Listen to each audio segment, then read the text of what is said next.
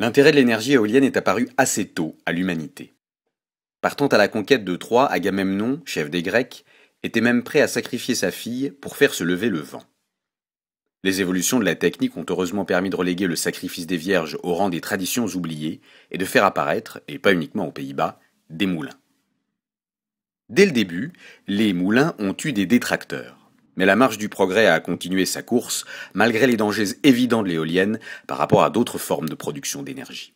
Pour faire une éolienne, il faut 3 éléments: un mât, une nacelle, une hélice. Une éolienne, comment ça marche? C'est très simple, ça marche comme ça. Oui. Bon. Une éolienne, ça marche avec de l'énergie nucléaire. De prime abord, l'affirmation surprend, mais regardons de plus près. Pour faire tourner une éolienne, il faut du vent. Pour qu'il y ait du vent, il faut des déplacements de masse d'air et donc des différences de température. Pour qu'il y ait des différences de température, il faut que ça chauffe, et pour que ça chauffe, il faut de l'énergie solaire, et le soleil, c'est quoi?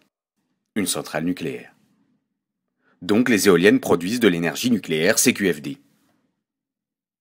Mais que se passe-t-il une fois que les hélices tournent?